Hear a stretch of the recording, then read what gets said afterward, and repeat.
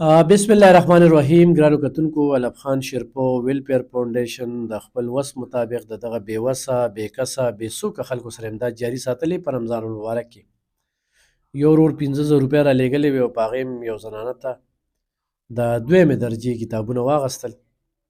حضرت خان حاجي صاحب الله پاک ته ډېر خوشحاله ساته. ټوله روژه د ستاسو په وجه باندې ډېره چې کومه ده بهتره ورسېدله. مننه یې کوم. 15,000 روپۍ ماله په دوو سټیپو کې را لېږلې وې، یو پیره 10,000 بل پیره 15,000. حق یې لالې د راته بخي. کپړو کې زه لږ قرضدارې پاتې شوم، او بل د دوبۍ دغه روډ ډېره زیاته مننه. بل ګرانو کتونکو، ما به د یو خوراکۍ ذکر کوو، خو تاسو ته پته وي نو چې هغې هم په خپلو دعاګانو کې یاد ساتئ.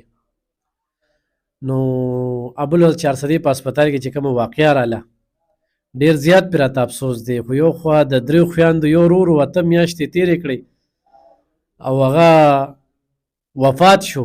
نو هغه پلار ته هم غټه صدمه وه، خو بل خوا پلار لږې شي او هغه زنانه چې هغه ناخبره وي، هغه اخوا ناسته وي د بل مریض سره، او اعلی کوالیفاید نرسه ده په دغه هسپتال کې. نو کله چې ایم ایس شعیب صاحب ټرانسفر کېده، نو هغه په درناوي کې یو تقریب را جوړ شو. په تقریب کې ډېرې نرسانې موجودې وې. نو ما پکې د دغه یوې نرسې سره انټرویو کړله. د هغې نه پس هغه انټرویو چې هغه وکتل، نو زما پیج یې وکته، په هغې کار وکته. نو د ډېرو یتیمانو کونډو لپاره ما سره ډېر کومک کړی و. ما به پکې وي چې دغه خوراکۍ یاد ساتئ، هغې دپاره دعاګانې کوئ. یو د بهر یو خوراکۍ وه، خو دغې خوراکۍ مې په دې 10 ورځو کې ډېر زیات ذکر کړی، او وختن په وختن به رابطه وه هسپتال ته چې به داسې کونډه لاړله، نو هغه په دغه ایمرجنسي کې خو چېرې دا د خپلې تنخوا نه دا انجکشن یا دا ډریپو یا دا وغیره وغیره دا نه ورکوي. نو زه یم چې هر وخت په جګړې وي.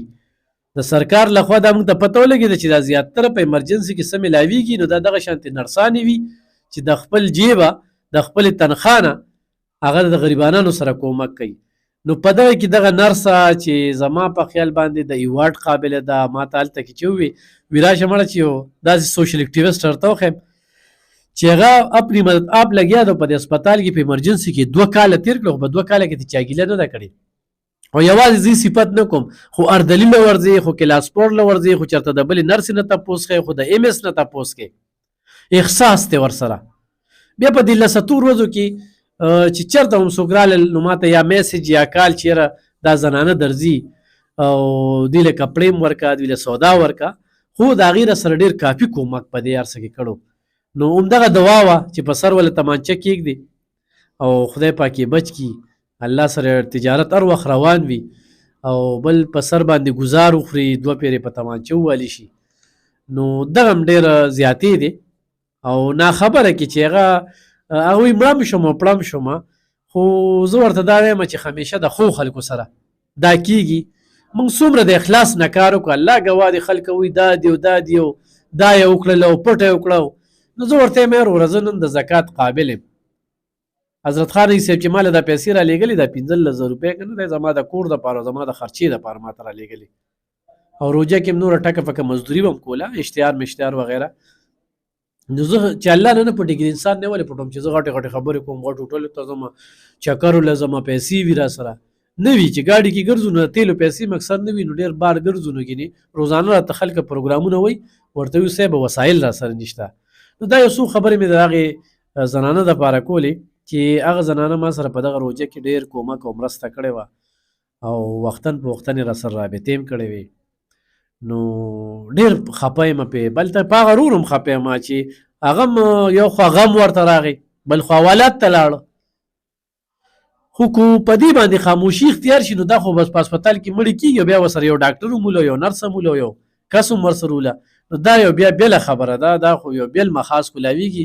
دا خو نن د 9 مۍ واقعاتو کې خو چېرې دا ریاست د ماپې اعلان وکړي، د سبا به بله سیاسي ډلې ورکران راپاسي او هغوی به چې کوم دی نو کوي دغه شانتې روانې به کوي، نو هر سړی به بیا اموخ والي. او په دې غله باندې عمران خان صاحب هم دا و چې چا کار کړی دی هغوی له سزا ورکړي، خو بې ګناه خلکه پکې مه دل کوئ، بې ګناه خلکه پرېږدئ. نو د هر سړي دغه خواهش دی چې یاره څوک قانون په لاسو کې اخلي نو هغه لرې سزا ورکړی شي. نو په دغې مې یو څو خبرې کول غوښتل. نو دا حضرت خان صاحب دا څه د 6,000 نه د زیاتو پیسو کتابونه دي او د دې دا دومره کتابونه چې کوم دي نور هم دي. نو دغه زنانه راغلې ده الحمدلله 6مې درجې ده پې زمونږ د طرف نه سبق ورسېد. د دې نه مخکې فضل وهاب سواتي پکې یو درجه را سره منلې وه. نو څه به وایې په دې موقع؟ ستاسو ډېره شکریه. دا کوم زما لور له تاسو دونه کتابونه د پیلې درجې نه واله د 6مې درجې پورې دلته ماته کتابونه میلاویږي او زما لور سبق وایي. دا کو تاسو ماله نه راکولې زما لور هېڅ هم نشو ویلی.